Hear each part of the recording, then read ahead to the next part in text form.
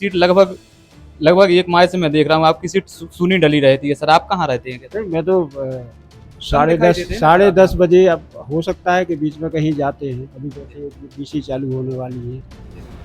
जब आपकी निगरानी में जांच होती है तो सर इस प्रकार की अनियमितताएं क्यों सर? नहीं, एक्चुअली में क्या होता है कि जब आवास में नाम जुड़ते हैं तो उस समय हितग्राहियों के पास भी दस्तावेज होते हैं। जैसे अभी आवास में जुड़ने की, तो ये पंचायत की गलती है कि आधार नहीं बना है तो आधार बनवाना चाहिए।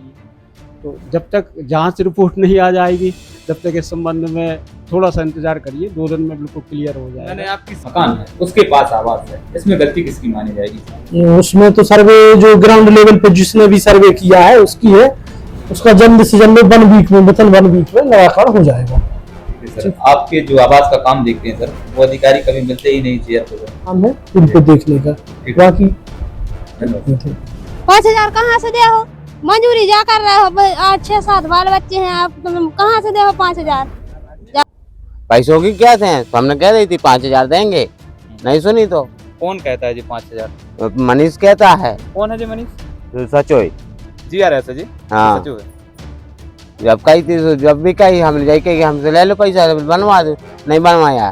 बरसात में कैसे गुजारा होता है? अब बरसात तो आप यहाँ से कराते हैं कि पत्थर आ रहा नहीं आते हैं, ओके ऊपर लकड़ गिराते हैं, फिर सोते हैं।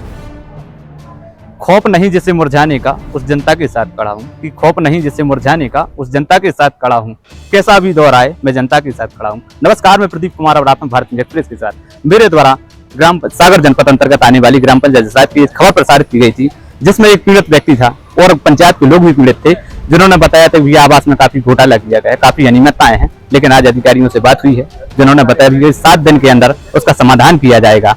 अब देखना होगा कि कब तक इस पर अपने अधिकारी कलम कसते हैं और इन भ्रष्टाचारियों पर जो जिम्मेदार हैं इस पर कब तक कार्रवाई कर। काफी अनियमितताएं और भ्रष्टाचार के आरोप हैं आपके संज्ञान में?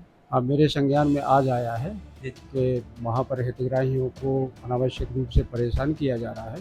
बिल्कुल इसकी विस्तृत जांच करवाएंगे।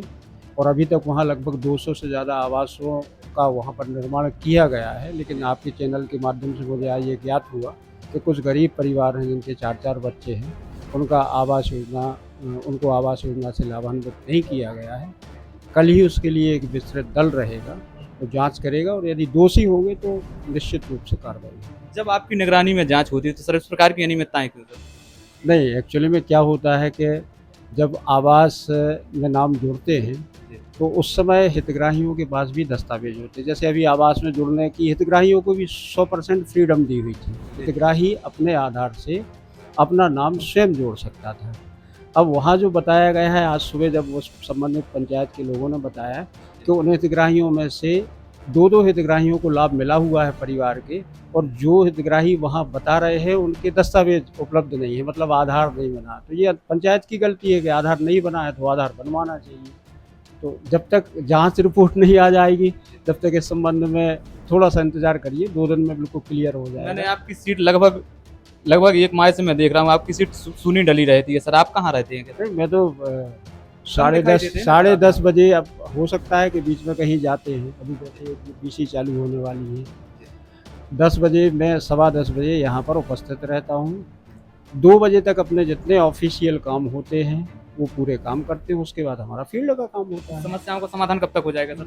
नहीं, ये 2 दिन का मुझे समय दीजिए आप। 2 दिन में बिल्कुल क्लियर आप यहाँ आके आपको जानकारी मिल जाएगी। ठीक है सर, नाम क्या लिखा?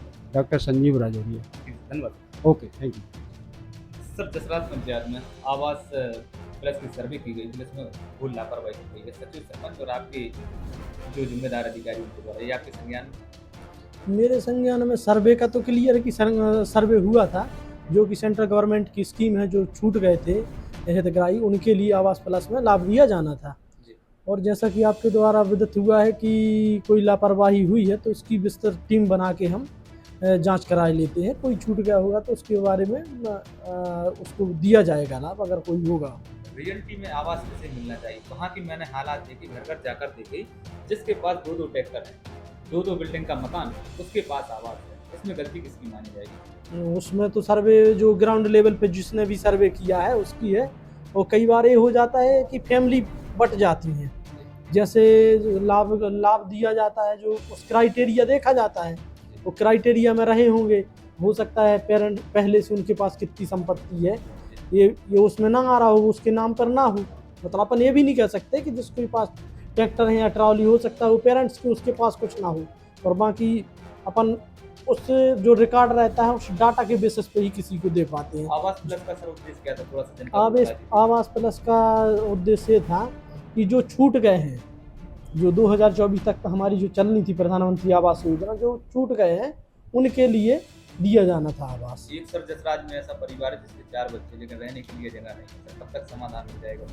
उसका जल्द से जल्द 1 वीक में, विथिन 1 वीक में निराकरण हो जाएगा। सर आपके जो आवास का काम देखते हैं सर, वो अधिकारी कभी मिलते ही नहीं शेयर को। वो एक्चुअली उनका काम फील्ड का रहता है, और बाकी कई बार उस सुबह मैं जब भी आता हूँ भ्रमण करता हूँ, 10 से 12 के बीच में रहते हैं फील्ड पे, मैं भी कई बार उनको पहुँचाता हूँ, और अगर नहीं ऐसी रहती है कोई भी बात तो मुझे मैसेज करते हैं कि नहीं है, तो फील्ड का उनका काम है फील्ड पे देखने का। बाकी फिलहाल खबर में इतना ही, बने रहें भारत में एक्सप्रेस के साथ। प्रदीप कुमार, धन्यवाद।